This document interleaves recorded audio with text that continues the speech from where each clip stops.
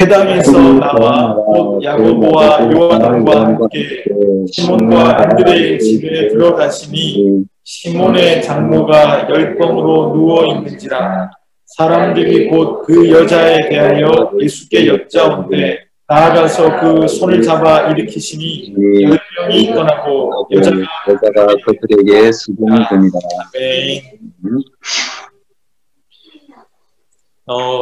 우리가 지금 살피고 있는 대로 예수님께서는 30쯤 되셨을 때 영혼을 위한 일을 시작하시려고 마음을 정하셨다고 했어요.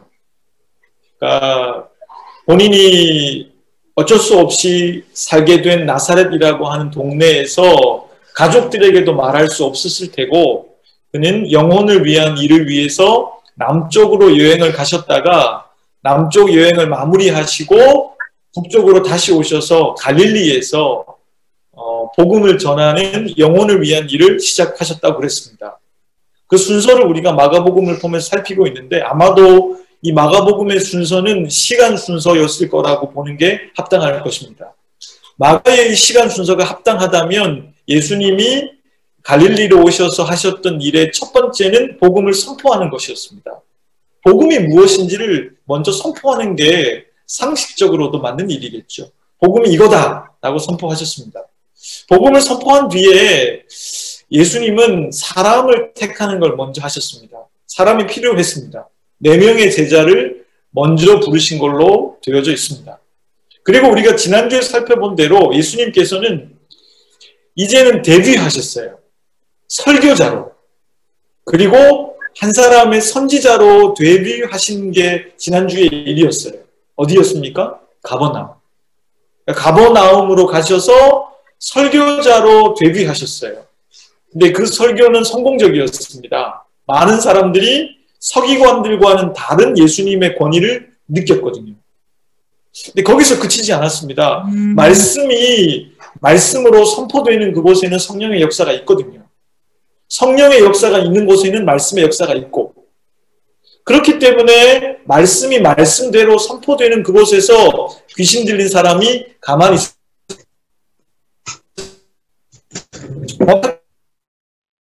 하면 반응해 예수님을 빨리 죽게 만들 의도로, 그리고 예수님을 갑자기 유명세를 타게 하려는 의도로 예수님에게 접근했습니다. 예수님의 정체를 폭로했죠. 그리고 예수님은 그 유혹 가운데서도 그 귀신 들린 사람을 사랑하셨기 때문에 귀신을 내어 쫓으신 것이죠. 우리가 지난주에 살폈습니다. 자, 그러면 지난주의 이야기의 결론이 뭐냐면, 우리가 자세히 보진 않았지만 1장 28절은 다음과 같이 기록되어 있습니다. 예수의 소문이 곧 온 갈릴리 사방에 퍼지더라.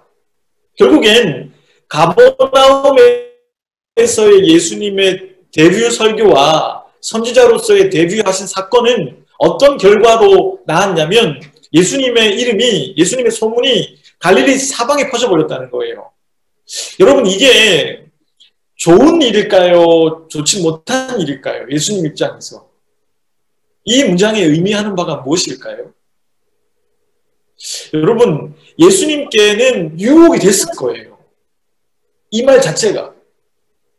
무슨 유혹이었겠습니까? 예수님은 이제 그날 하루를 마무리하셨을 거 아니에요. 안식일이니까. 안식일을 마무리하시면서 본인의 설교가 성공적이었고, 데뷔가. 그리고 본인이 설교한 걸 넘어서서 귀신 들린 사람을 고쳐주셨으니까, 귀신을 내어 쫓는 권세를 보여주셨으니까 예수님의 이름이 이미 사방에 퍼져버렸어요. 예수님이 그걸 몰랐겠습니까? 인지하셨겠죠. 예수님에게는 이게 과연 하나님 앞에서 이게 좋은 일일까? 아니면 나에게 유혹일까? 라고 하는 질문이 필요했을 거예요. 유혹이 안 될 수 없었을 거란 말이죠. 왜냐하면 사람을 무너뜨리는 건 고난이 아닙니다. 고난은 사람을 무너뜨리게 하지 않습니다. 성공이 사람을 무너뜨리잖아요. 그래서 미국의 극작가인 오스카 와일드라는 사람이 이런 말을 남겼습니다. 유혹이 아니라면 거절할 수 있다.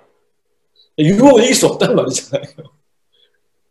이걸 바꿔 말하면 이런 식으로 패턴할 수 있죠. 비밀이 아니면 나는 발설하지 않을 수 있다. 비밀이라고 얘기하고 다 발설하잖아요. 마찬가지예요. 유혹은 이길 수 없기 때문에 유혹인 거죠. 유혹은 거절할 수가 없다는 거예요. 예수님도 이게 분명히 유혹의 지점이 되셨을 것 같습니다. 성공했기 때문에, 데뷔 무대가. 최근에 스님들 때문에 우리나라가 좀 시끄러웠습니다. 제가 궁금했습니다. 왜 그 스님이 그렇게 됐을까?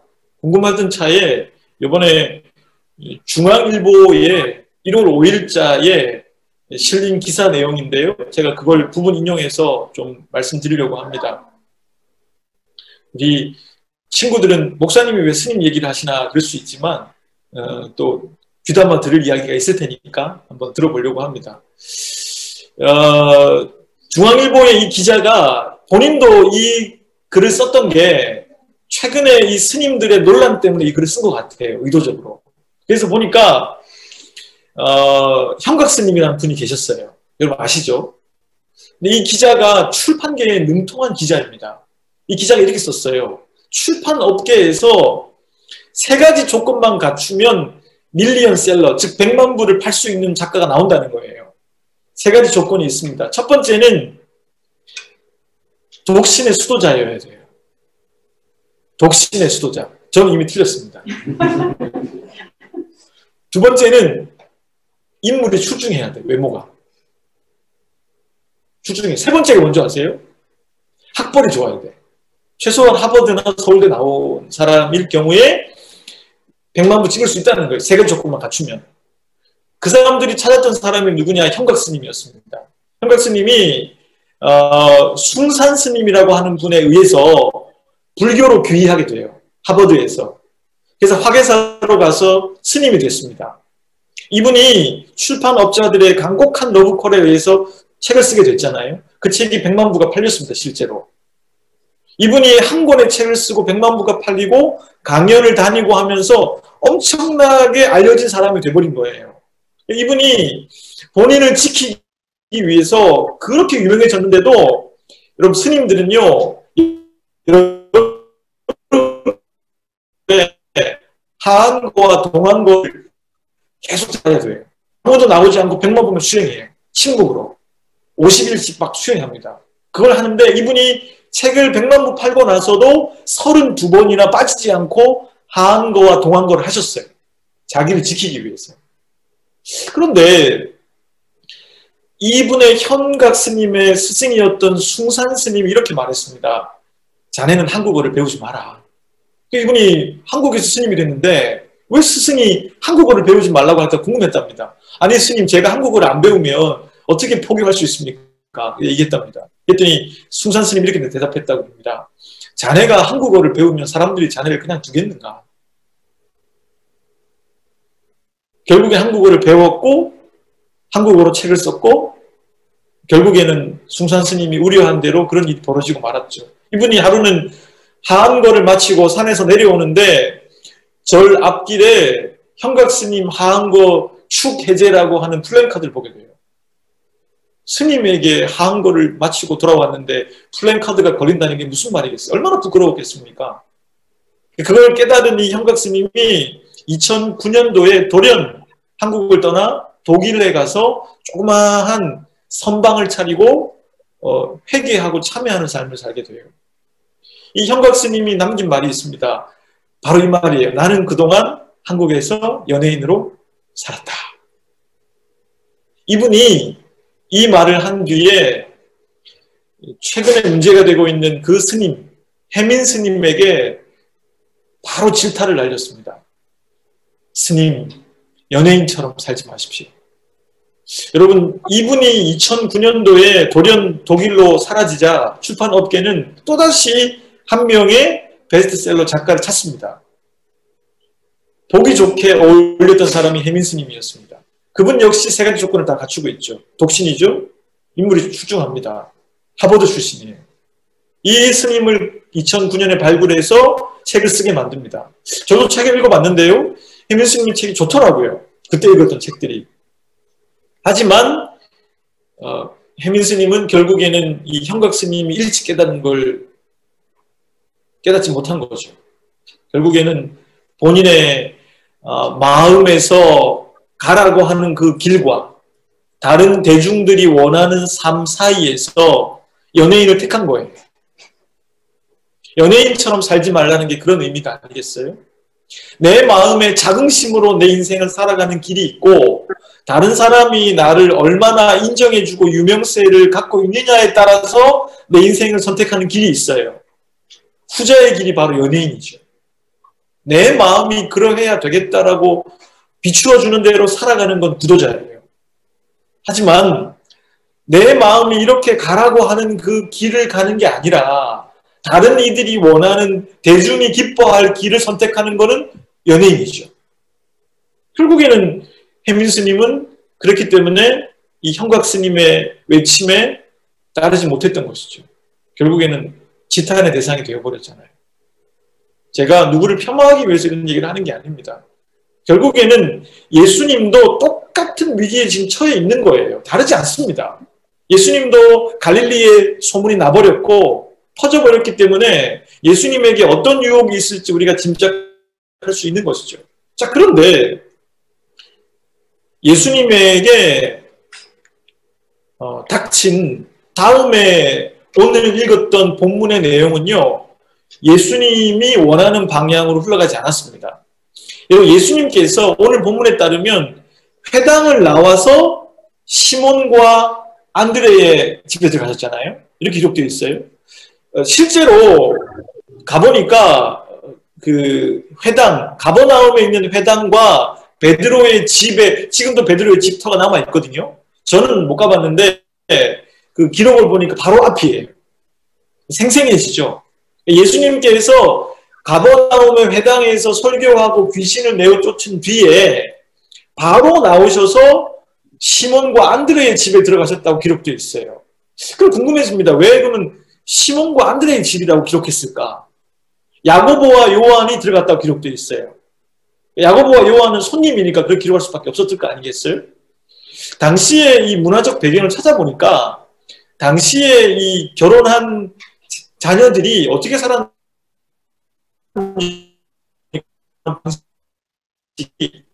우리랑 조금 달라요. 우리는 결혼할 때 자녀의 집이 등을 줘요. 그런데 이 당시의 팔레스타인의 이 갈릴리 지역의 습관은 집을 구하기가 쉽지 않았기 때문에 부모가 살고 있는 집에서 며느리를 맞아들여도 같이 사는 거예요. 그러다가 그 집을 마련할 때가 되면 분가시키는 거예요. 아니면 그 목적은 부모가 자녀가 결혼한 뒤에 많이 살지 못했거든요. 수명이 짧았기 때문에. 그렇기 때문에 부모가 죽으면 그 집이 자녀의 누구의 집이 될까요? 자녀가 지내는 거죠. 그런 문화적 배경이 있습니다. 그러므로 그 문화적 배경으로 이 본문을 보건대 그때의 베드로와 시몬의 안드레의 집이라고 표현한 까닭은 안드레가 장가를 안 간 것 같아요. 결혼 안 한 거죠. 그러니까 부모가 죽었고 그러니까 당연히 그 문화 속에서 이거를 베드로의 집이라고 할 수 없었던 거예요. 베드로와 안드레의 집에 야고보와 요한이 손님으로 들어갔던 거죠. 그러면 왜 들어갔을까? 이런 질문을 할 수밖에 없는데요. 이 시점이 여러분 본문을 보면 곧이라고 되어 있어요. 곧. 그렇죠? 곧이라고 표현되어 있어요. 그 말은 무슨 말이냐면 시간적으로 그 배경이 언제예요? 안식일인 거예요. 왜요? 안식일에 회당에 들어갔었잖아요. 예배드리러. 그러니까 곧이라고 하는 표현으로 볼 때 안식일이 끝나지 않았어요.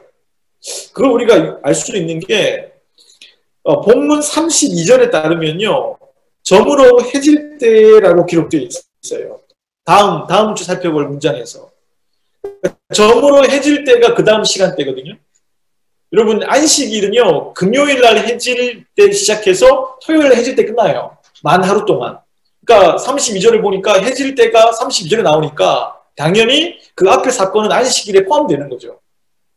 그렇게 놓고 보면 예수님이 왜 베드로의 집에 들어갔을지 알 수 있어요. 예수님은 앞서 말씀드린 대로 유혹이 몰려왔어요. 성공했기 때문에. 성공적으로 대비했기 때문에. 그 유혹 속에 예수님에게 필요했던 거는 휴식이었어요. 뿐만 아니라 휴식 가운데 하나님께 자신의 마음을 정직하게 토로하고 하나님께 자신을 조율하는 시간이 필요했던 거예요. 혼자만의 시간. 그 시간을 위해서 예수님께서는 멀지 않은 곳에 가버나움에 있는 베드로와 안드레의 그 집으로 들어가서 쉬기 위해 들어가셨고 또 안식이 마무리될 쯤에 휴식을 취하러 들어가신 거예요. 자, 그런데 그 집 안에 들어가 보니까 어떤 일이 벌어졌습니까? 본문에 따르면 30절에 따르면 집 안에 들어가 보니까 목적과는 다르게 베드로의 장모가 집에 있었어요. 베드로의 장모가 왜 집에 있었을까? 베드로의 집에. 여러 가지 설이 있습니다. 첫 번째 설은 당시 문화로 볼 때 베드로의 장모가 베드로의 그 장인어른이 일찍 죽었기 때문에 딸네 집에 와서 봉양을 받고 있었다는 설이 있습니다. 두 번째는 이미 병들어 있기 때문에 그 병을 좀 고치고 도움받기 위해서 와 있었다. 세 번째는 가장 근거가 낮은 생각인데요. 예수님이 이미 와 있다는 것을 알고 예수님을 만나기 위해서 왔다. 이런 설이 있어요. 아니면 네 번째 설은요. 그냥 잠깐 다니러 왔다. 네 가지 설이 있어요. 근데 이제 가장 지지를 받는 건 첫 번째예요. 당시 문화로 볼 때 이미 베드로의 본가의 어머니 아버지가 돌아가셨기 때문에 장모님이 홀로 됐으면 모시는 게 당연했거든요. 그러니까 집도 있고 모셨던 것 같아요. 그러면 베드로의 장모님은 베드로가 배와 그물을 버려두고 예수님을 쫓아가는 것도 봤을 거라고요. 그게 이해가 되죠. 그렇죠? 시간적으로 얼마 안 되기 때문에 이게. 그걸 다 봤던 장모가 아마 그때부터 아팠던 것 같지는 않아요. 분위기를 보니까. 그래서 베드로의 장모가 예수님 갈 때쯤에 열병이 들었다 기록되어 있습니다. 여러분이 열병이 뭘까? 잘 보면 열병은 이제 열이 나는 병인데요. 당시의 기록에 따르면 당시의 열병은 뭐였을까를 보니까 항생제가 없었어요. 그러면 염증이 생겨서 그 염증에 대해서 백혈구가 이걸 어떻게 열이 난 거죠. 열병이라고밖에 기록 못했는데 누가가 중한 열병이라고 기록을 했어요. 그러니까 열이 심했던 것 같아요. 의사였던 누가가 보기에는. 그러니까 이 당시에 이 열병을 뭐라고 불렀냐면요. 뼛속에 있는 불이라고 불렀어요. 뼛속에 불이 난다. 그러니까 항생제가 없기 때문에 열을 떨어뜨리고 고치기 굉장히 어려운 병이었던 것 같습니다. 지금도 여러분 아프리카 일부 지역에 가면 항생제를 사용하지 않기 때문에 그 열병 때문에 어려움을 겪는 사람들이 많이 있다고 합니다. 마찬가지로 그런 것이죠. 자, 그런 상황에 놓여 있는 가운데 예수님은 사람들이 예수님께 여쭈었다고 했어요. 30절 끝에 보면. 이 장모에 관해서. 근데 여러분 이 번역이 이걸 읽다 보면 뭘 여쭈었는지 모르겠어요. 이 여쭈었다는 게 왜 베드로의 장모가 이런 병에 걸렸냐는 질문인지 아니면 이 베드로의 장모에 대한 그 병의 상태에 대해서 예수님께 아뢰는 건지 아니면 어떻게 하면 귀신을 내어 쫓는 당신께서 우리 장모님을 고쳐줄 수 있는지 묻는 건지 모르겠어요. 그 문맥을 보면. 그래서 제가 다른 번역들을 다 뒤져봤는데 결국에는 가장 정확한 번역은 이거였습니다. 세 번역에 이렇게 번역이 되어 있어요. 마침 시몬의 장모가 열병으로 누워 있었는데 사람들은 그 사정을 예수께 말씀드렸다. 어느 쪽이 맞습니까?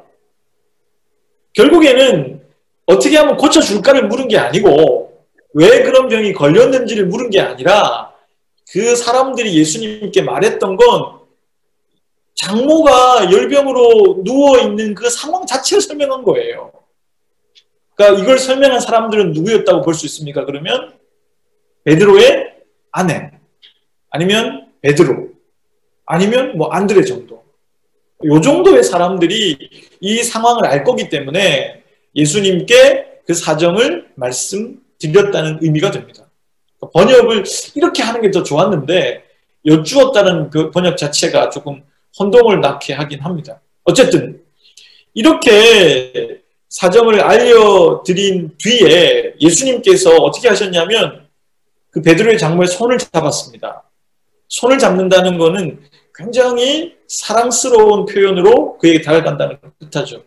손을 잡고 그를 이렇게 세우셨어요. 이렇게 세우니까 바로 열병이 떠났다고 기록되어 있고 그리고 즉시 수종을 들었다고 기록되어 있습니다. 그러니까 이거는요 어떤 의미냐면 예수님이 병을 고친 것이 즉각적이었고 그걸 고친 뒤에 수종을 들 때까지 시간차가 없다는 얘기예요. 뿐만 아니라 수종을 들었다는 거, 예수님과 예수님의 제자들과 예수 공동체를 섬겼다는 뜻이거든요. 근데 그 시제 자체가 미완료 시제를 써요. 그러니까 마가가 AD 70년에 이 성경을 기록할 때에서 볼 때까지도 그 베드로의 장모가 다시 아팠다는 기록이 없다는 뜻이죠. 그 말은. 그러니까 끝까지 잘 섬겼다는 뜻을 포함하고 있어요. 그런 이야기를 들은 바가 없는 거죠. 마가가. 그러니 이 이야기는 그렇게 일단락이 되고 있는데요. 이렇게 해서 베드로의 장모는 최초로 예수님을 섬긴 여인이 됐어요. 그리고 최초로 예수님을 따랐던 여인이 되고 그렇기 때문에 지금 많은 권사라고 불리는 분들의 시초가 되는 분이 된 것이죠. 이 사건이. 자, 그러면 저는 오늘 이제 여러분들하고 우리에게 주시는 메시지를 세 가지로 간략하게 좀 살펴보려고 하는데요. 첫 번째는요. 예수님께서는 오늘 이 본문을 통해서 알 수 있는 게 살아내셨다는 거예요. 한번 따라해 볼까요? 예수님은 살아내셨다. 여러분이 살아내신다는 게 굉장히 쉽지 않았을 것 같아요. 왜냐하면 잘 보면 이날이 안식일이잖아요. 그렇죠? 안식일은 여러분 무슨 뜻이냐면 원래 안식의 의미는 구약적으로 말하면 노동을 안 한다는 거예요. 노동을 그친다는 거예요. 왜요? 당시의 구약적인 사회에서 이 시대에는요. 노동의 강조가 엄청 셌습니다. 주로 농업이나 목축업이잖아요. 얼마나 이 몸으로 하는, 근력으로 하는 일이 많았겠어요. 그런 가운데 노동을 쉬지 않으면 일어날 수 없는 거예요. 인간은 육과 영이 연결되어 있잖아요. 제가 유럽에 있는 한 수도원이 이렇게 하는 걸 들었어요. 어떤 사람들이 수도원에 수도하러 오면요. 3일 동안 아무것도 안 하게 한대요. 잠만 재운대요. 3일 동안 잠만 재우고 좋은 밥을 준대요. 그리고 뭐 기도나 이런 것도 안 시킨대요. 노동도 안 시키고. 3일 동안 그렇게 하는 까닭이 뭐냐면 지친 사람이 영혼을 위해서 일하기 위해서는 육신의 휴식이 필요하다고 믿기 때문에 그렇다는 거예요. 여러분, 우리 몸이라고 하는 게 영과 육이 연결되어 있어요. 여러분들이 착각하면 안 되시는 게 여러분들이 육신이 피곤해가지고 기분이 안 좋은데 기도가 잘 안 돼요. 그렇지 않습니까? 너무 힘들 때 그걸 영적으로 해결하려고 하면 안 되는 거예요. 저는 너무 힘들어서 그럴 때 그냥 누워가지고 기도할 때가 더 좋아요. 누워서 기도하면 안 됩니까? 아니거든요. 그러니까 우리의 몸이 영과 육이 연결되어 있기 때문에 그게 가능해요. 자, 그런데 예수님께서는 이 안식일의 의미에 충실해서 쉬러 가셨어요. 그런데 안식일의 의미가 그때 어떻게 변질되어 있었냐면 쉰다라고 하는 의미가 영적으로 간다는 의미가 너무 변질되어서 사람을 살리는 일조차 사람이 구덩이에 빠져 있는데 그 사람을 구원하는 것조차 하면 안 되는 것이 되어버렸어요.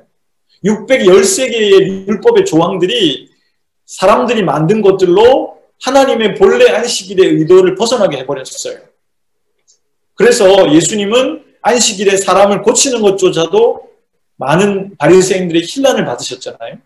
그러면 예수님에게 지금 이 안식일에 베드로의 장모가 열병을 앓고 있다는 건 딜레마를 줘요.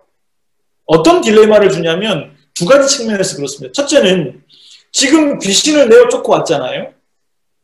그래서 사람들이 예수님의 이름을 높였잖아요. 아마도 설교보다는 귀신을 내어 쫓은 게 더 큰 영향이었을 것 같아요. 그러면 여기서 베드로의 장모까지 고쳐버리면 어떻게 됩니까? 예수님은 당시 사회에서 있을 수 없는, 그러니까 용한 마법사에다가 용한 의사까지가 되는 거예요. 그러면 예수님이 지금 유혹을 받고 있는데 그 유혹 속에 요거까지 해버리면 또 다른 유혹의 차원이 있는 것이죠. 굉장히 딜레마였을 것 같아요. 또 한 가지는 안식일의 규정을 범하게 되잖아요. 그러면 자기를 추앙하고 있는 많은 유대인들이 지금 있는데 여기서 안식일을 범해버리면 어떻게 될까요? 여러분, 이 사건이 베드로의 집에서 끝나겠습니까? 아닌 거거든요. 소문이 이미 났기 때문에 예수님의 행적이 다 퍼질 거라고요. 예수님 만약에 안식일을 범하고 안식일에 자신 베드로의 장모를 고치면 안식일을 범한 사람이라고 하는 것으로 낙인찍히게 되는 거예요. 그러면 또다시 많은 오해들을 불러일으킬 수 있어요. 이게 딜레마를 이루면서 그렇다고 베드로의 장모를 고쳐주지 않는 것도 말이 안 돼요. 왜요?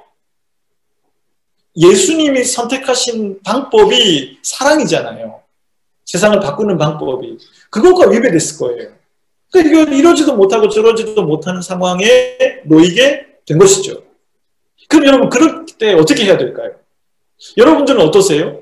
이렇게 하면 저 사람에게 오해를 받고, 저렇게 하면 저 사람에게 오해를 받고, 저렇게 하면 내 가족에게 오해를 받을 때 어떤 결정을 해야 됩니까?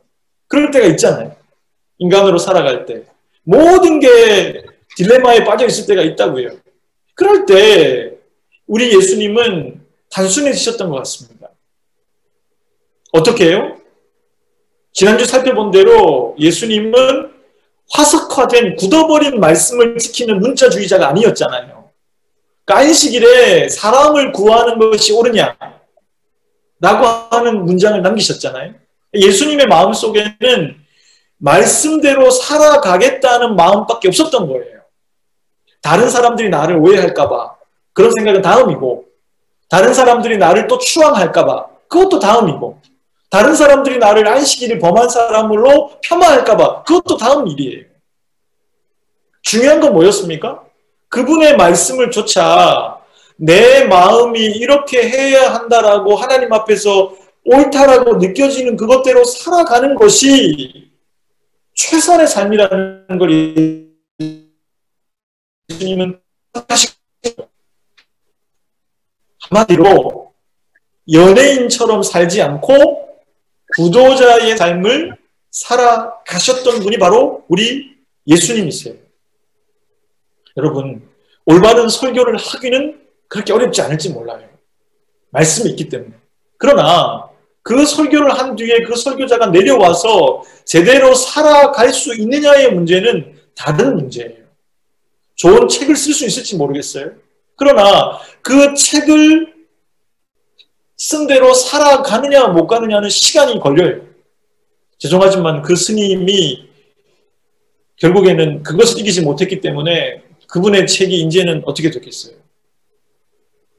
제가 청년 시절에 존경했던, 존경이라기보다는 따랐던 연예인 목사님이 계셨어요. 진짜 그분 연예인이었어요. 청년 사역으로 우리나라에 거의 센세이션을 일으켰던 목사님이 계십니다. 지금도 목회하고 계신데, 제가 그분 책을 많이 사서 읽었거든요. 청년 시절 다 읽었죠, 거의. 참 뜨거운 분이라는 생각을 했었습니다. 그런데 제가 그분 책을 읽고 읽으면서 나중에 신학을 하면서 이분이 참 위험한 분이라는 생각을 하게 됐어요. 왜냐하면 연예인으로서 사셨기 때문에. 결국 그분은 몇 해 지나지 않아 본인 교회의 청년과의 성적인 문제가 생기면서 결국 떠나게 됐고, 재판까지 받다가 지금 또 홍대에서 교회를 시작하셨잖아요. 근데 거기 지금 벌써 2,000명의 성도가 모인다고 그러더라고요. 제가 그걸 보면서 도대체 대중은 무엇을 보고 있는가라는 질문을 하게 됐어요. 제가 그분 책을 다 버렸거든요. 무슨 의미가 있겠어요, 그게. 여러분들이 누군가에게 좋은 충고 해줄 수 있어요. 멋있는 말로 그분에게 가이드 해줄 수 있어요. 그러나 여러분들이 그렇게 멋있게 충고해준 대로 여러분들이 살아갈 때에는 어렵잖아요. 그 지점은 굉장히 어렵다고요. 그게 여러분 예수님의 힘이었어요. 예수님께서 지금까지도 우리에게 깊은 영적 감동을 주는 까닭은 그분이 그렇게 살아가셨거든요. 살아내셨거든요. 제가 신학교 시절에 겪었던 일인데 제가 참 좋아하는 그 여자 사람 친구가 있었어요. 저랑 동기였고 나이가 같았는데 뭐 키가 너무 작아가지고 보면 중학생 같은 여자아이가 있었어요. 선교사님 딸이었는데 이 아이가 나이가 저하고 같은데 같이 입학해가지고 신대원에서 공부하고 있는데 하루는 이 아이가 이제 저희 패거리가 있었거든요. 같이 다니는 우리 동기들 패거리가. 근데 이 아이가 채플 시간인데 신학교는 수업하다가 중간에 예배를 드려요. 그러니까 딱 8시 반부터 수업하고 11시 되면 종료하고 딱 예배 드려야 돼요. 안 하면 좋겠는데. 그게 늦으면 큰일 나. 그리고 그게 지각 몇 번 빠지면 패스를 못 해요. 그 학기를. 그러니까 이제 아주 엄격한데 근데 출석 체크하는 방식이 참 재밌어요. 카드를 찍어야 돼요. 치사하게 말이지. 신학생들이. 아이들이 자기 카드를 딱 찍으면 언제 출석하게 되는 거예요. 더 치사하게 나갈 때로 찍어야 돼. 찍고 도망가는 놈들이 있으니까. 참 부끄러운데 제가 신학생들이. 근데 이제 그날따라 이 아이가 예배 됐는데 안 오더라고요. 저희가 뒤에서 예배 드렸으니까. 제가 그 친구한테 이제 전화를 해봤죠. 그랬더니 이제 벌벌떡 뛰어 들어오더라고요. 이 친구가 그래요. 카드 2개를 손에 들고 이제 와가지고 고민을 하더라고요. 이거 어떡하냐 이거. 왜 그랬더니 자기 기숙사 방에 언니가 신학대학원의 언니가 자기 몸이 좀 아프니까 그러니까 내가 체프를 할 수가 없는데 내가 오늘 빠지면 이번에 패스 못한다. 좀 찍어주면 좋겠다. 이렇게 얘기를 했다는 거예요. 근데 자기가 이제 갈등이 돼가지고 이 아이가 착하니까 나 같으면 갈등할 것도 없는데 못 돼가지고 너무 착해하니까 갈등이 돼가지고 이제 씨름하다가 들어온 거죠. 자기는 예배 직권 찍고 이제 그 선배 거는 못 찍고 있는 거예요. 저보고 묻더라고. 야 어떻게 하면 좋겠냐. 물을 사람한테 물어야지. 괜히 나한테 물어가지고. 제가 그랬어요. 나 같으면 이렇게 말하겠다. 가서 좀 미안하지만은 저는 언니에게 좋은 사람으로 남기 위해서 마음이 가지 않는 일을 할 수가 없다. 그러니까 언니의 상황을 저기 행정처에 가서 잘 설명했으면 좋겠다. 차라리 그게 낫지 않겠냐. 나는 마음이 가지 않는 일을 할 수 없다. 이렇게 말하겠다.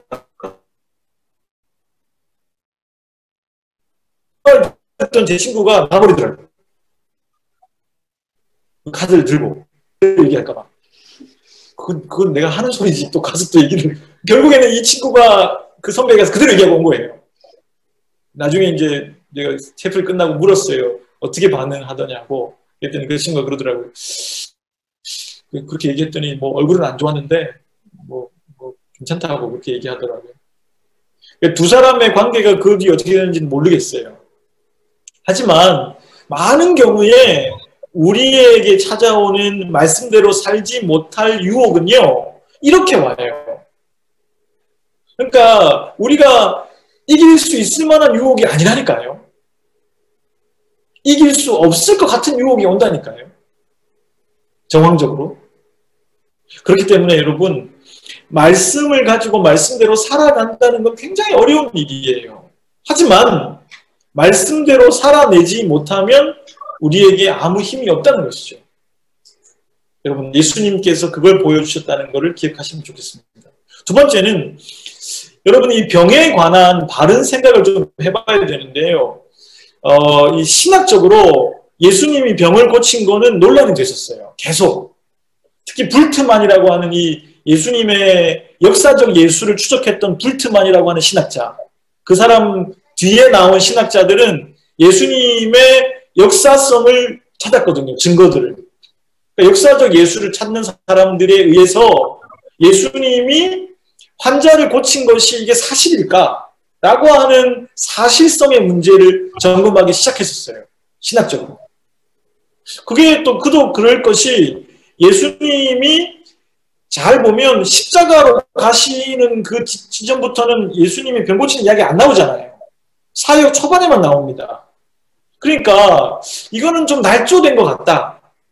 지나치게 성경을 기록한 사람들이 좀 부풀리는 게 있을 거다. 그리고 성경적으로 신학적으로 봤을 때 십자가와 부활이 중요하지 그 병 고치는 게 그렇게 중요하지 않은 부분인데 그걸 부분으로 너무 강조한 건 좀 그게 있다라고 본 거죠. 그런데 최근에 와서 이제 결론이 거의 났어요. 이 부분에 대해서는. 어떤 결론이 났냐면 예수님이 병자들을 고친 게 사실이 아니라는 증거를 찾지 못했어요. 그걸 하신 사람들에 의해서. 또한 결론은 뭐냐면 예수님께서 세상을 구원하기 위해 선택한 방법이 사랑이고 하나님 나라를 이 땅에 보여주셨기 때문에 그 나라가 어떤 나라인지를 봤을 때 예수님께서 자신을 찾아온 환자들을 고치지 않았을 가능성도 없다고 봐요. 그렇기 때문에 예수님이 환자를 고친 거에 대해서는 이제는 받아들이는 분위기예요. 제가 신학교를 다닐 때 우리나라의 조직신학계에서 가장 큰 스승인 김명용 교수님이 조직신학 교수님으로 계셨어요. 찾아보시면 알지만 이분은 굉장히 우리나라에서 가장 유명한 분이에요. 가장 신학적으로 탁월한 분 중에 한 분이죠. 이 김명용 교수님께서 몰트만의 제자예요. 실제로 몰트만한테 배우고 오신 분이에요. 그래서 이제 그렇기 때문에 저희가 그분한테 수업을 받을 수 있는 게 참 감사했는데 이분이 조직신학 시간에 그러시더라고요. 저희 목회자 후보생들에게 여러분 목사라고 하는 거는 성도의 병과 싸우는 사람입니다라고 말씀하시더라고요. 제가 신학교 초반이었기 때문에 좀 이해가 안 갔어요. 그 말이. 왜냐면 저도 역시나 병 고치고 이런 거는 저 오순절에서는 하는 얘기고 순복음에서는 하는 이야기지 이 지성을 우리 강조하는 장신대에서 이런 얘기를 하시나 이런 이제 편견이 생겼던 거죠.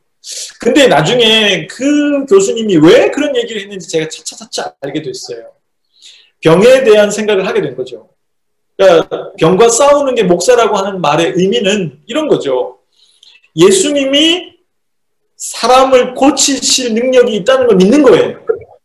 그렇기 때문에 목사는 자기의 성도들이 아플 때 예수님의 이름으로 병이 낫기를 기도해야 하는 사람이라는 거예요. 그런데 그 병이 낫지 않을 때에도 계속 기도해야 되는 거죠. 왜요? 그 병이 그 사람의 영혼을 못하고 그 병이 오히려 영혼을 더욱 상승시키도록 실제로 김동호 목사님께서 암을 앓고 계시잖아요.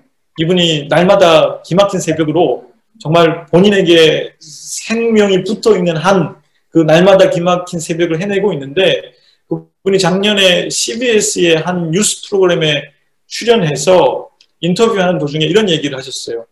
그 앵커가 힘들지 않 이렇게 말씀하시더라고요. 지옥 같은 항암, 하지만 천국 같은 하루하루라고. 왜 이분이 천국 같은 하루하루라고 말했는지를 보니까 이분이 암을 앓고 나서 성경이 너무 잘 보인대요. 더 잘.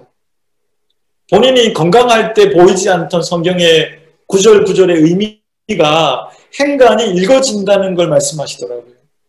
결국에는 앞서 말씀드린 제 신학교 교수님의 말씀처럼 김동호 목사님은 병이 낫지는 않았지만 병을 통해서 본인의 영혼이 아파진 게 아니라 본인의 영혼은 상승하게 됐던 것이죠. 그게 병에 대한 바른 생각입니다. 결국에는 오늘 본문에서 베드로의 장모를 고칠 수 있는 능력도 있는 것도 예수님이시고 혹시나 병이 낫지 못하더라도 그 가운데 우리의 영혼이 더욱더 상승할 수 있게 하는 분이 누구세요? 예수 그리스도라는 거예요. 그렇기 때문에 기도할 수 있는 거죠. 제가 암이 걸린 환자들에게 선물한 책이 있는데요.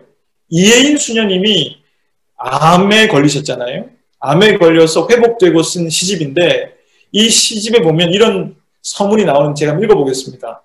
어느 날 갑자기 나를 덮친 암이라는 파도를 타고 다녀온 고통의 학교에서 나는 새롭게 수련을 받고 나온 학생입니다. 세상을 좀 더 넓게 보는 여유, 힘든 중에도 남을 위로할 수 있는 여유, 자신의 약점이나 실수를 두려워하지 않는 여유, 유머를 즐기는 여유, 천천히 생각할 줄 아는 여유, 사물을 건성으로 보지 않고 의미를 발견하며 보는 여유, 책을 단어 하나하나 음미하며 읽는 여유를 이 학교에서 배웠습니다. 여러분, 암이라고 하는 육신의 질병이 이해수녀님의 영혼을 무너뜨리지 못한 거예요. 이게 바로 여러분 병에 대한 우리 그리스도인들의 사고라는 것이죠. 여러분, 암이 낫는 게 기적이 아닐 수 있어요. 그것도 기적이지만 암을 통해서 우리의 영혼이 쇠해지지 않고 상승하는 게 하나님의 역사라는 것이죠. 여러분, 이 병에 대한 이런 사고를 갖고 우리가 살아갈 수 있기를 바랍니다. 세 번째는요, 가족이 하나 되는 지점이라고 하는 제가 포인트인데요. 여러분, 생각해 보십시오. 베드로의 장모가 집에 와 살고 있었잖아요. 그리고 베드로의 아내가 있었고, 그러면 예수님을 쫓아서 그물을 버려두고 생업을 부려두고 집도 떠나서 선지자와 함께 산다는 게 장모가 이해할 수 있는 일이에요, 없는 일이에요? 여러분, 장모 같으면 이해할 수 없는 일이죠. 그럼 베드로의 아내 입장에서 이해가 돼요, 안 돼요? 안 될 겁니다. 왜냐하면 베드로는 이미 가버나움과 갈릴리의 거리가 90m에 불과했잖아요. 그러면 충분히 충실하게 풍성한 미백 여종의 어종을 갖고 있는 갈릴리 바다에서 그곳에서 생의 기반을 갖고 안정적인 생활을 할 수 있었다는 거예요. 뿐만 아니라 부모가 물려준 집도 있어요, 가버나움에. 그러면 장모와 아내 입장에서는 자식이 기록되어 있지 않지만 당시의 상황에서는 아이들을 기록하지 않기 때문에 자식이 있었을 거라고요. 그러면 얼마든지 생의 기반으로 봐서는 안정적인 삶이 가능했을 거라고요. 그런데 그런 사위가 갑자기 예수라고 하는 선지자를 쫓아서 그물을 버려두고 떠났다. 이건 여러분 받아들이기 힘든 일이었을 거예요. 아내 입장에서도 마찬가지고요. 자, 그런데 오늘 성경이 전하여 주는 대로 베드로의 장모는 베드로를 통하여서 예수 그리스도를 알게 됐고 예수 그리스도의 사랑의 은총 속에 본인이 최초로 예수 그리스도 공동체를 섬기는 여인이 됐어요. 뿐만 아닙니다. 여러분, 베드로의 아내가 베드로가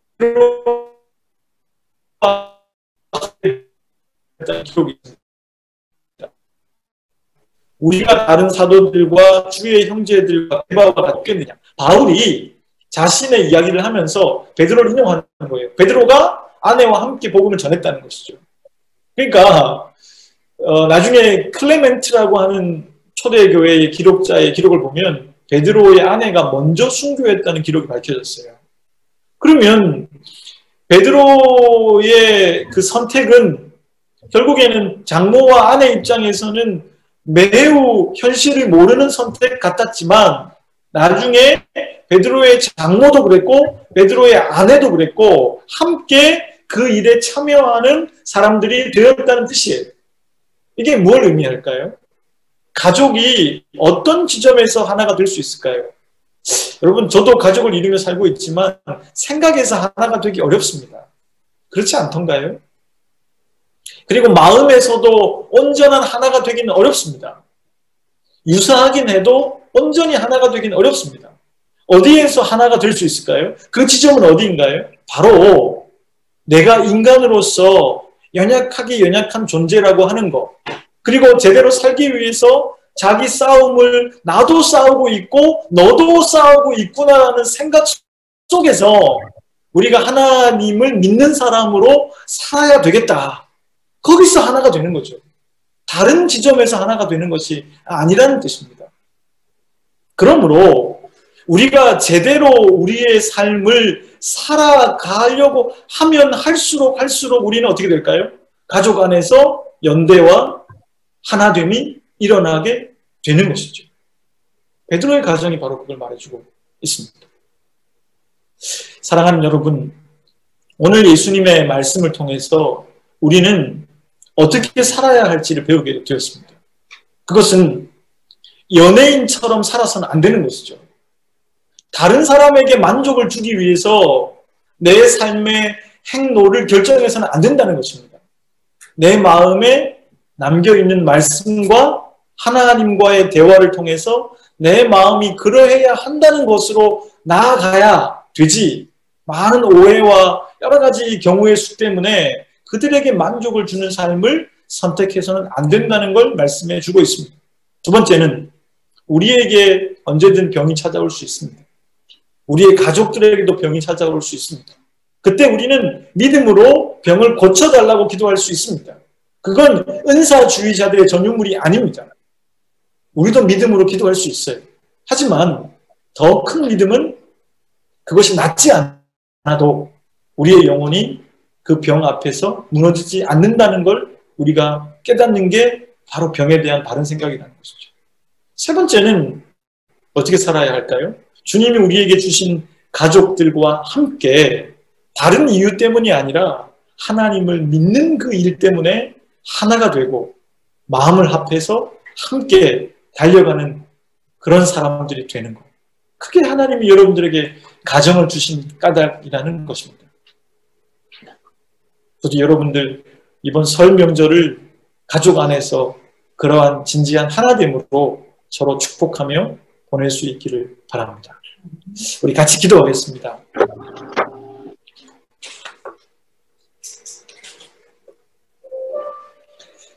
이렇게 기도하면 좋겠습니다. 우리 차분히 여러분 마음 안으로 들어가셔서 이렇게 기도하면 좋겠는데요.